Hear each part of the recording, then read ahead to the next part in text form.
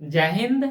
आज का टॉपिक है कोशिका झिल्ली और इसे एकदम बेहतरीन ढंग से समझाएंगे फिगर के मदद से, लेकिन वीडियो को अंत तक देखना। अब जरा ध्यान से समझो। ये हम बना दिए कोशिका, ये क्या नजर आ रहा है? कोशिका। और यही कोशिका के बाहर एकदम बहुत पतला, उसके बाद जीवित और मुलायम जैसी संरचना होता है, और यही संरचना को क्या कहते हैं? कोशिका झिल्ली। कोशिका झिल्ली क्लियर हुआ? क्या बताएं? कोशिका के बाहर एकदम बहुत पतली, उसके बाद जीवित और मुलायम संरचना होता है। बहुत पतला, जीवित और मुलायम जैसी संरचना होता है। एकरे का कहेंगे? कोशिका झिल्ली। क्लियर? अब जरा समझेगा। बताओ, जिस लड़की का शादी होने वाला होता है तो वो लड़की जयमाला पर पहनने वाला कौन सा कपड़ा पसंद करती है? लहंगा। तो लहंगा को यदि ध्यान से देखेगा तो उसमें होता है क्या? सबसे पहले कपड़ा का एगो लेयर होता है, और वही कपड़वा के ऊपर चारों तरफ जाली के जैसा संरचना होता है, और वही जाली की जैसी संरचना है ना, वो किसके तरह व्यवहार करता है? तो कोशिका झिल्ली के तरह व्यवहार करता है। कोशिका झिल्ली क्या है? क्लियर हुआ? कोशिका के बाहर जीवित, मुलायम और बहुत पतला एक संरचना होता है, वो कोशिका झिल्ली कहलाता है। और ये कोशिका झिल्ली की मोटाई लगभग 75 एंगस्ट्रम होता है।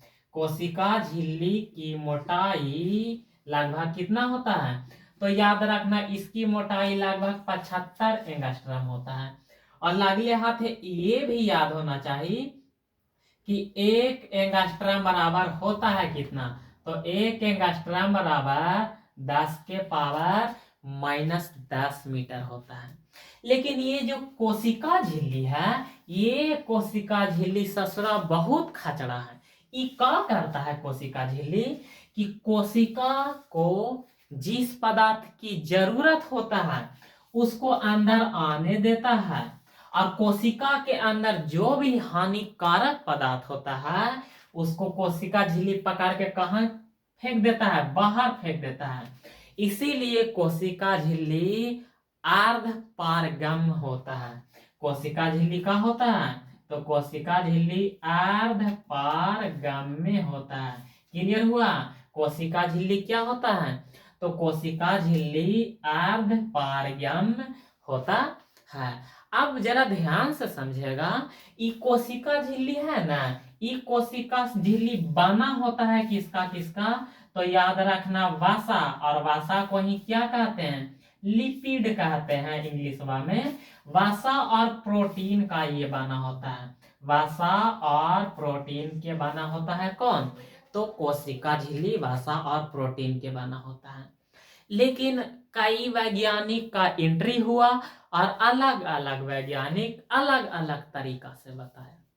लेकिन उसमें से दो वैज्ञानिक हैं। एक वैज्ञानिक का नाम है सिंगर, एक वैज्ञानिक का नाम का है सिंगर, और दूसरा का वैज्ञानिक का नाम का है, तो याद रखना, एक वैज्ञानिक का नाम है सिंगर और दूसरा वैज्ञानिक का नाम है निकोलसन।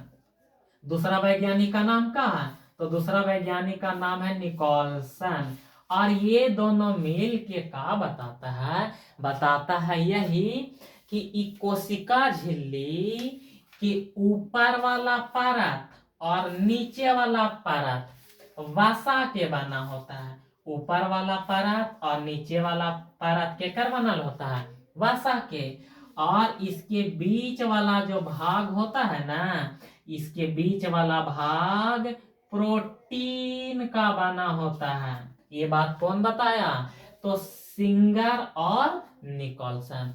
और ये बतिया जो बताया ना, एकरे एकदम समेट के बटोर के का नाम दे दिया? तो तरल मोजाइक मॉडल। इसका नाम क्या दे दिया गया? तो इसका नाम दे दिया गया तरल मोजाइक मॉडल। इसका नाम क्या दिया गया? तो तरल मोजाइक मॉडल। यहां तक तो बातें क्लियर हुआ। अब हम सवाल पूछ सकते हैं। पहला सवाल यही है, कोशिका झिल्ली किसको कहेंगे?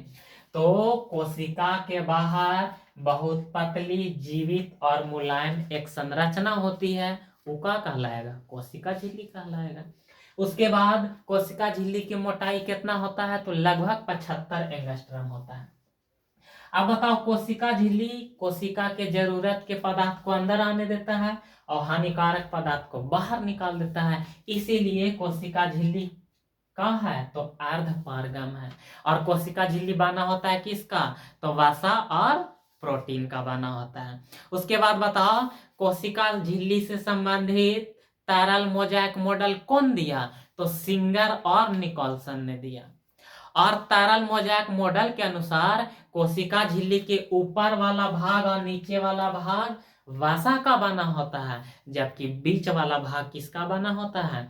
तो बीच वाला भाग बना होता है प्रोटीन का। यहां तक तो बातें क्लियर। अब जरा ध्यान से समझिएगा, ये कोशिका झिल्ली है ना, ये कोशिका झिल्ली का बनाने का काम करता है? तो ये कोशिका झिल्ली सिलिया का निर्माण करता है। कोशिका झिल्ली किसका निर्माण करता है? सिलिया का। उसके बाद फ्लैजिला का भी निर्माण करता है। फ्लैजिला का भी क्या करता है? निर्माण करता है। उसके बाद कुटपाद का भी निर्माण करता है। तो बताओ, सिलिया, फ्लैजिला और कुटपाद का निर्माण या बनाता है कौन? तो इसका निर्माण करता है कोशिका झिल्ली। लेकिन सिलिया, फ्लैजिला और कुटपाद होता है केकरा में? तो एकदम छोटा छोटा जो सूक्ष्म जीव है, जेकरा खुलल आंख से नहीं देख पाएंगे, ओकरे में सिलिया बनता है, ओकरे में फ्लैजिला बनता है और ओकरे में क्या बनता है? कुटपाद। और वो सूक्ष्म जीव को चलने में, बुलने में मदद कौन करता है? तो यही सिलिया, फ्लैजिला और कुटपाद करता है। जैसे बताओ, हम बोलते हैं कि कर मदद से, दोनों गोड़ के मदद से। तो उसी तरह से सूक्ष्म जीव गति करता है या सूक्ष्म जीव बोलता है कि कर मदद से? तो सिलिया, फ्लैजिला और कुटपाद के मदद से वो बोलता है। लेकिन ये तीनों का निर्माण कौन करता है? तो कोशिका झिल्ली। क्लियर? और यहां से एक पॉइंट और याद रखना है कि कोशिका में परासरण की भी क्रिया होता है और विसरण की भी क्रिया होता है। चलो यहां लिख देते हैं, कोशिका में परासरण की भी क्रिया होता है, परासरण की भी क्रिया होता है। और उसके बाद कोशिका में विसरण की भी क्रिया होता है, विसरण की भी क्रिया होता है। लेकिन कोशिका में परासरण की क्रिया और विसरण की क्रिया केकर मदद से होता है? तो कोशिका झिल्ली के मदद से होता है। तो बताओ, कोशिका में परासरण की घटना और विसरण की घटना घटती है? तो जरूर घटती है, लेकिन किसके मदद से? तो कोशिका झिल्ली के मदद से। अब जरा लग हाथ ये भी जान लो कि परासरण किसको कहेंगे और विसरण किसको कहेंगे। तो परासरण मतलब जब पानी उच्च सांद्रता से निम्न सांद्रता की ओर जाएगा तो उसको कहेंगे परासरण। उदाहरण से समझाते हैं, ये दो गो डिब्बा है, ये ऊंचा है और ये नीचा है, तो इसको कहेंगे उच्च सांद्रता, इसको कहेंगे निम्न सांद्रता। तो बताओ, पनिया यहाँ रखेंगे, ये भरेगा तो पनिया नीचे गिरेगा कि नहीं?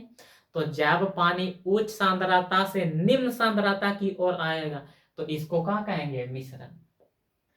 इसको कहेंगे परासरण। क्या? जब पानी उच्च सांद्रता से निम्न सांद्रता की ओर आएगा तो इसको कहेंगे परासरण। और विसरण की घटना खाली गैस में घटेगा। जैसे ये वातावरण में तो गैस है, अब कोई आया फॉग लेके मार दिया, तो बताओ वो फॉग के धमक पूरा घर में फैल गया, तो गैस का गैस में मिलना क्या कहलाएगा? विसरण कहलाएगा। अगर इतना बातें याद रहेगा तो एग्जामिनर के औकात नहीं है कि यदि कोशिका झिल्ली से सवाल पूछे तो एकरा से बाहर वो पूछ सकता है।